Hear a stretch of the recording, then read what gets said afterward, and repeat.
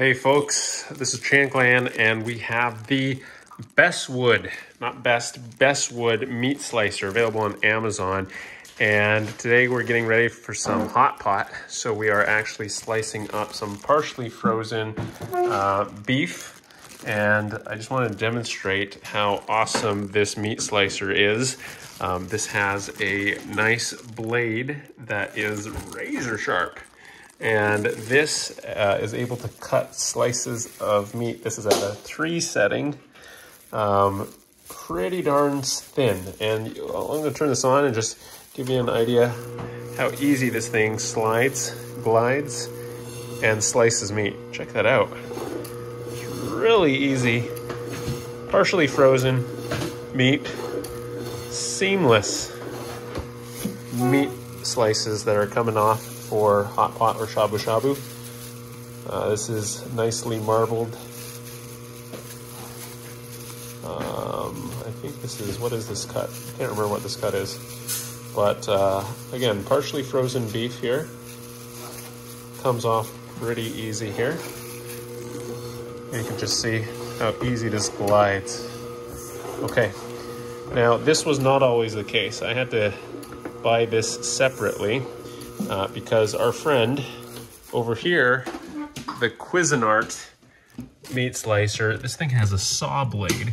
Terrible. Skip this. This thing cost 80 bucks. This thing cost like 300 bucks. But for the price of the meat, which this is like 50 bucks for a tray of this meat, it's worth the investment to have sliced shabu shabu meat that actually is worth eating because it's so thin. Presentation wise, again, I'm not so excited. The kids kind of just grab at this, but again, you can lay this out a lot nicer to have the meat all sliced up. But this meat slicer has a self-sharpening stone all the way up here, and you can actually sharpen the blade. Otherwise, it does have a nice loading area here for the meat. Stainless steel, and works very well all the way down to the final slices here. See how that goes here. We'll load up actually another piece of meat, and that way we can push the other one. So again, partially frozen, push that through, turn it on, get a nice idea of this meat slicer. The only downside of this meat slicer is that once you're done with it, you will need to partially disassemble the wheel in order to clean the blade adequately. So that's something that you will have to do every time you use it in order to clean it, but you'll be able to use it very effectively to slice your meat razor thin, especially good for shabu shabu. So this is the Beswood meat slicer. Skip the Cuisinart serrated blade meat slicers. They just don't work. Beswood here provides nice, very thin, shabu shabu-esque meat that you can process at home. So hopefully this gives you an idea of the Beswood meat slicer, which is available directly through the vendor or retailer at Amazon. So this is the Beswood cleaning process. The only downside about this meat slicer is it is a chore to clean. And if you're gonna go slice up a bunch of meat like we did, it's probably best to slice everything up in bulk because you will have to take off the whole cutting mechanism and the whole blade in order to clean out the grooves here adequately of all the little meat particles. I got a non-cut glove that helps with handling this blade. This blade, as you can see, is a large circular blade here. You don't want to cut the edge of yourself with this blade, and this is removable. It's mounted with 3 screws here right in the middle.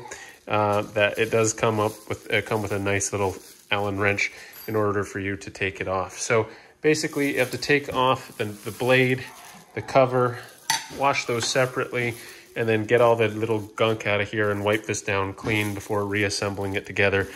I'd recommend putting on a set of gloves. And to prevent rusting, I would recommend that you dry off your objects after you wash them. Even though it's stainless steel, again, depending on the grade of it, it's not supposed to rust, but I would never necessarily trust that. So the problem with this blade is it is kind of sharp. Got a little chunk of meat there still, picked up from the surface here. It is really sharp to touch, and it's really hard to handle here. So I would recommend a pair of gloves like I have right now, and that just helps prevent bleeding, cutting yourself from the edge of this blade. You will have to kind of slide it back in here. Don't drop it on your toes.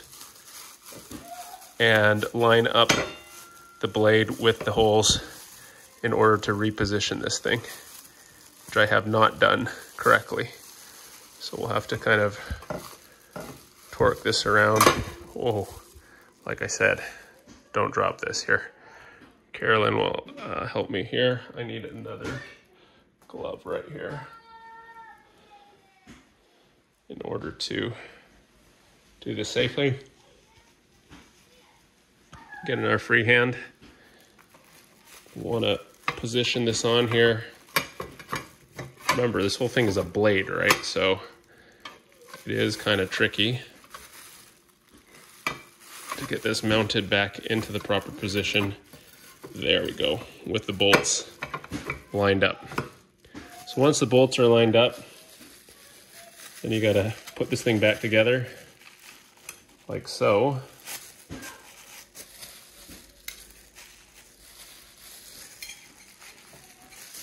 Again, making sure this whole apparatus doesn't just slide off onto your foot.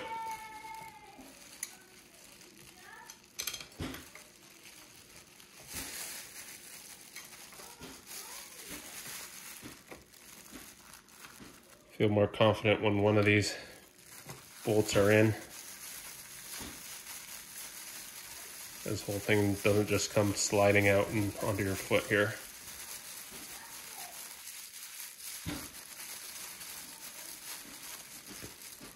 There, so we have a bolt in. Really don't need that anymore. I was just washing the blade with a pair of disposable plastic covers on that. Here's another bolt that goes in.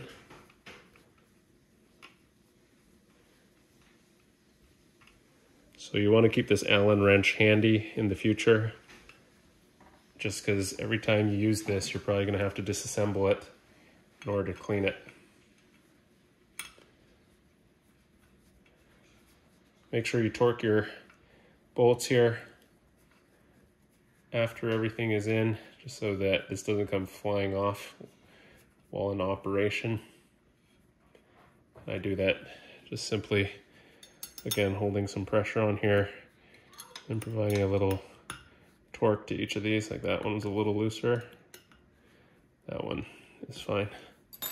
Now you have this kind of plate here that just goes in the middle, and then a knob on the back that tightens right through here.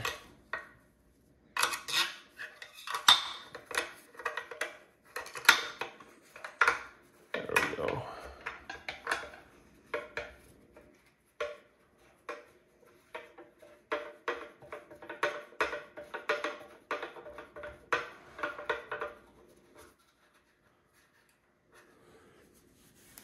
All right, so that's the Beswood meat slicer. Still got some meat particles here. A little bit of a washcloth and disinfecting wipe. Kind of wipe things down a little bit here and then dry it off again. The rest of this is just kind of towel dry. Do not immerse this into any sink, as the motor parts are built in, and just let it air dry. That should disinfect any meat particles here and also keep it from rusting. And again, just watch out for that blade. Make sure that you set this back to 0 for storage so that there's no lip here, okay, that somebody can get themselves cut on. And there you have it, the Beswood meat slicer cleaning. Good as new for the next time. Although make it worth your while by probably slicing a bunch of meat so you don't have to do this over and over again. All right, now to move this back to storage and to clean up my countertop. Thanks for watching.